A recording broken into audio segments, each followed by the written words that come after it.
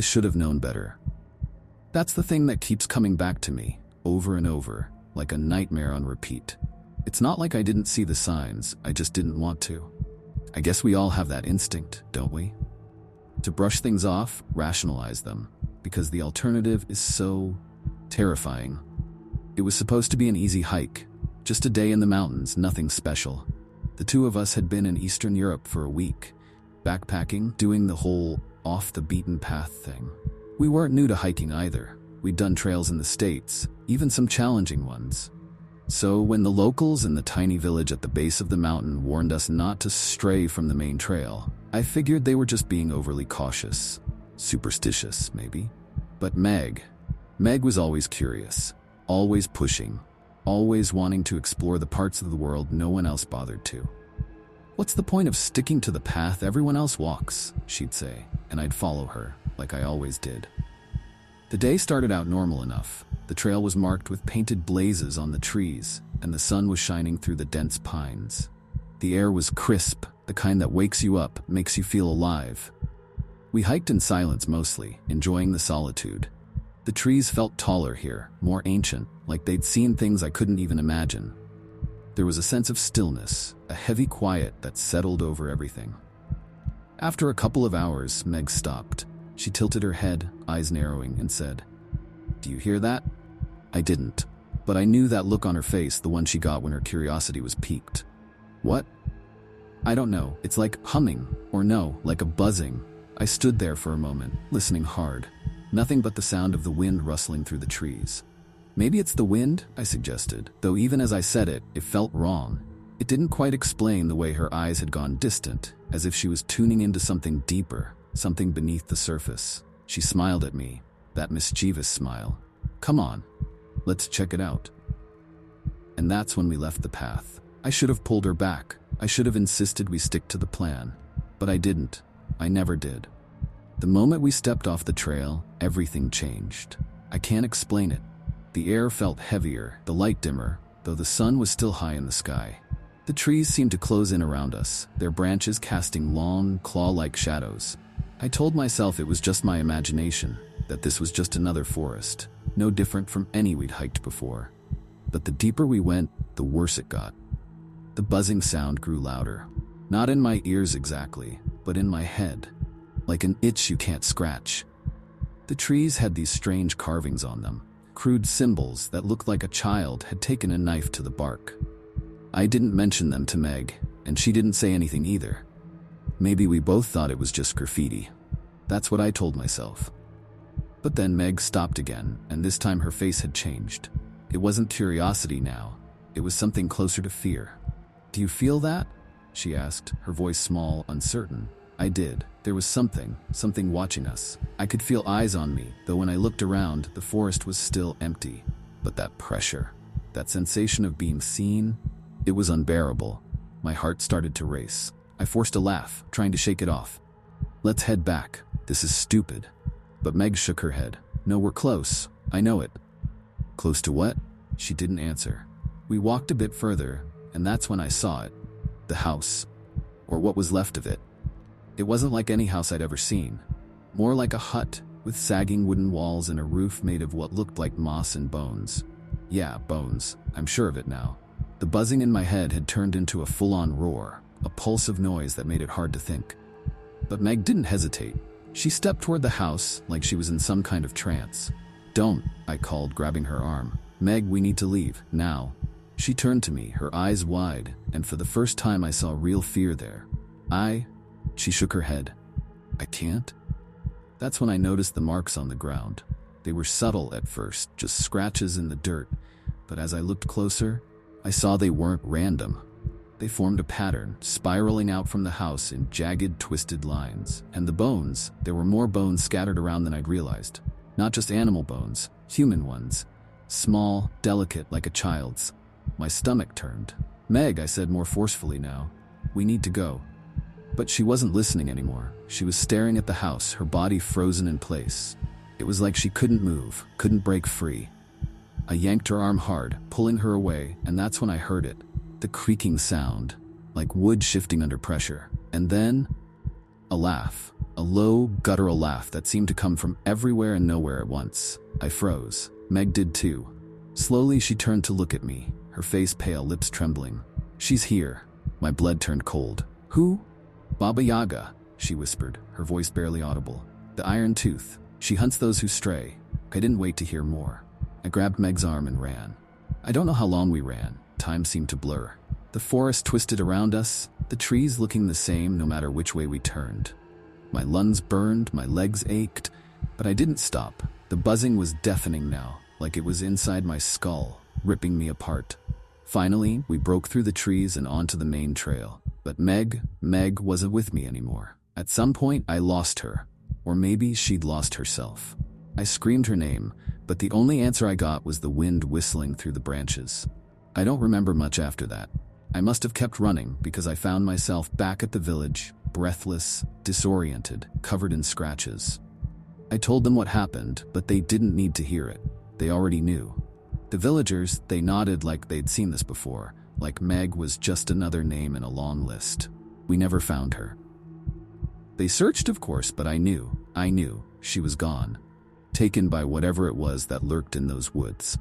Maybe she'd gone willingly in the end. I don't know. But every now and then, when the wind's just right, I can still hear that buzzing. And I wonder, if I had turned back sooner, if I'd pulled her away from that house, would she still be here? Would she still be alive? Or had we always been doomed the moment we stepped off the path?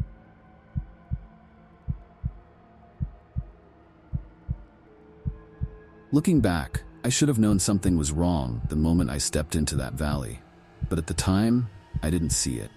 Or maybe I didn't want to. I'd been hiking for days, restless, trying to get away from the noise in my head, and there it was, this hidden place, quiet, untouched.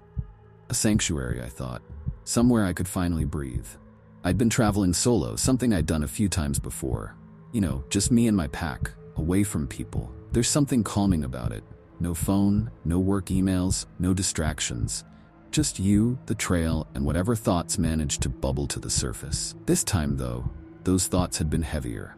A breakup, a job that had gone stale, the sense that I was just stuck. So I did what I always do. I laced up my boots and headed for the mountains. It's the one place I can think. That morning, the trail had been fairly straightforward. Nothing remarkable, just winding paths, dense forest, the crunch of leaves underfoot. I hadn't planned to stray off the main route, but something made me pause when I saw that narrow break in the trees. The trail ahead of me was predictable, and I was itching for something else, something that felt different. So, without really thinking it through, I turned off the marked path and headed into that valley. The first thing I noticed, though I didn't pay much attention at the time, was how the air felt cooler. Not cold exactly, but definitely cooler than the sunlit forest I'd been walking through. It was subtle, like the temperature had dropped just a degree or two. I told myself it was because the trees were thicker there, more shade. But the real shift came when the forest started to thin. The dense foliage gave way to open land, and I found myself in a wide, empty valley. And I mean empty. Nothing grew there. No trees, no grass, just bare, dry earth, stretching out as far as I could see.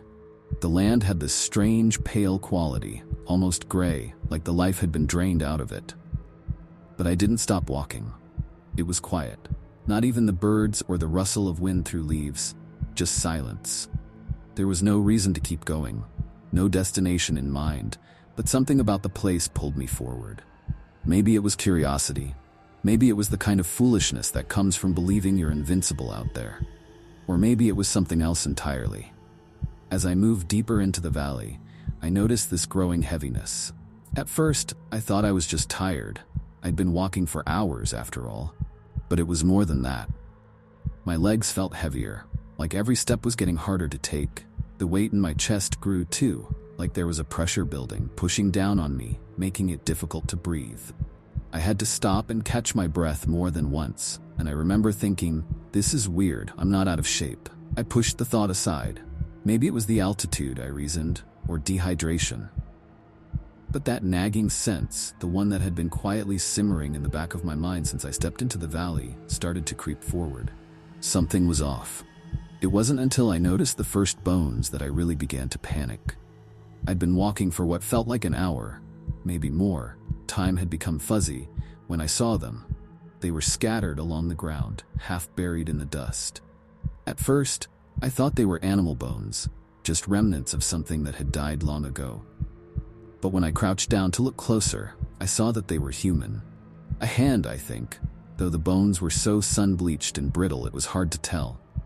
That's when the stories came back to me. The ones I'd heard from the locals in the village before I set out. They'd warned me about this valley, in their quiet, wary way, like it was something they didn't talk about openly. Legends, they said, about an ancient creature, the Upyer. A vampire, or something like it, that drained the life out of the land and anyone foolish enough to wander into its territory. At the time, I'd laughed it off.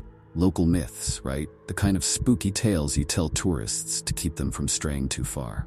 But now, standing there in the middle of that dead, empty valley, with bones at my feet and the air so still I could barely breathe, those stories didn't feel so far-fetched anymore. My mind raced. I looked around, trying to find an exit, a way out of this place. But the valley seemed to stretch on forever.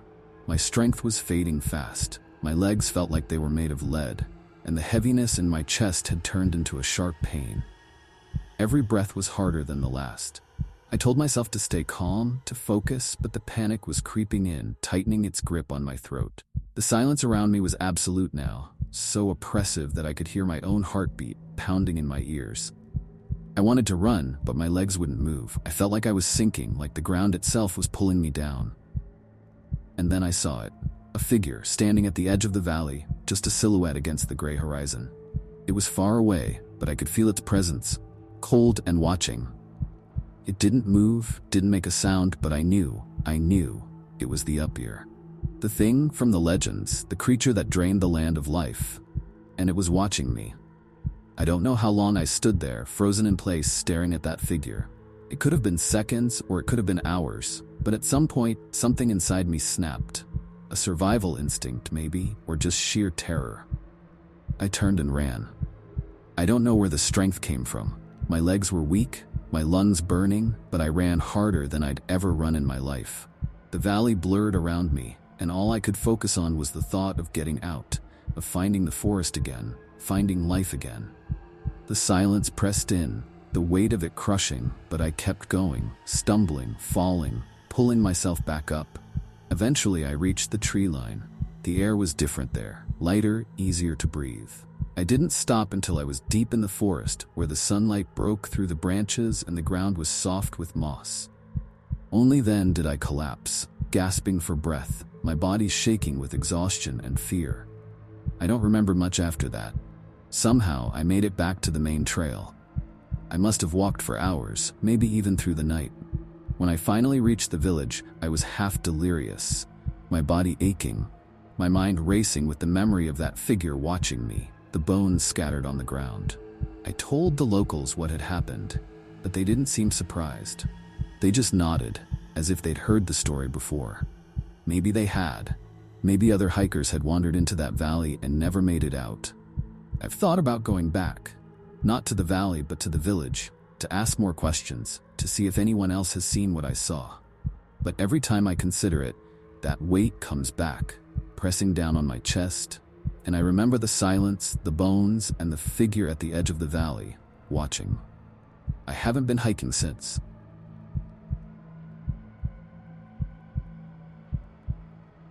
I went up to the mountains to get away from it all. The noise, the crowds, the endless pressure that buzzes like static in your brain until you can't think straight. The city was driving me mad. Too many people, too many voices. So I did what I always do when it gets to be too much. I packed a bag, grabbed my boots, and headed for the hills. Just a few days of silence, I told myself. Fresh air, no emails, no phone, no people. What I didn't know was that I was walking straight into a nightmare. The trail I picked wasn't anything special. It was one of those off-the-map ones, the kind that don't get too many tourists. That's what I wanted, something quiet, something out of the way. The hike started out easy enough, just me and the dirt under my feet, the trees swaying in the breeze. I could feel myself unwinding, the tension in my shoulders loosening with every step I took further from civilization. I didn't see him at first. He just sort of appeared, like he'd been there all along, hidden behind the trees, waiting for the right moment. 1 second, I was alone. The next, he was walking beside me, like we'd been hiking together the whole time. He was an older guy, maybe in his 50s, but hard to tell. His face was lined, deep creases around his eyes, and he had this way of staring without blinking. His clothes were worn, but not the kind of worn you get from working in the city. No, they were the kind you get from living out here. Faded, patched up, like he'd been hiking these trails for years. He had a backpack slung over one shoulder, but it didn't look like he was carrying much. Nothing about him set off alarms, at least not at first.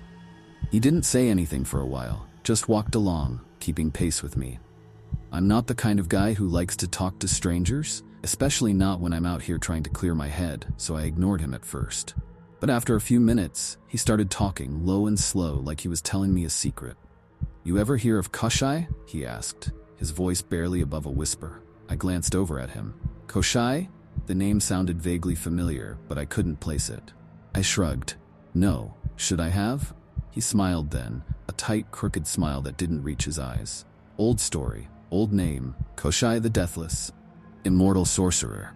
He's been around for centuries. I didn't like the way he said that, like it was a fact, not a story. Something about his tone made the hairs on the back of my neck stand up, but I tried to brush it off. He was just some old guy, probably out here to clear his head like I was. Maybe he liked telling weird stories to pass the time. Still, something about the name nagged at me. Koshai. Yeah, it was familiar. Some Russian folktale, I thought. My grandma used to tell me stories like that when I was a kid. Dark stuff. I couldn't remember the details, but I knew it wasn't a name you wanted to hear in the middle of nowhere. Yeah, I said, keeping my tone casual. So what's his deal? He stopped walking, just for a second, and turned to look at me. His eyes were darker than I expected, almost black. He can't die. That's the thing. No matter what you do, he always comes back. You can cut him down, burn him, bury him. Doesn't matter. His soul's hidden away, locked up in something no one can find. I felt a cold shiver run down my spine, but I tried to play it off. And you believe in that? Another smile, that same dead look in his eyes. Beliefs got nothing to do with it. He's real. The silence that followed was heavy. I didn't know what to say. It was starting to feel like a bad idea letting this guy walk with me, but at the same time, there was something about him I couldn't shake. A kind of pull, like gravity, drawing me deeper into whatever story he was weaving. We walked on, but now I couldn't ignore the uneasy feeling creeping into my gut. The sun was starting to dip lower in the sky, casting long shadows over the trail. I told myself I'd stop soon, find a spot to set up camp for the night. Just as I was thinking that, the old guy spoke again. "Blood moon tonight," he said, his voice softer now, almost like he was talking to himself.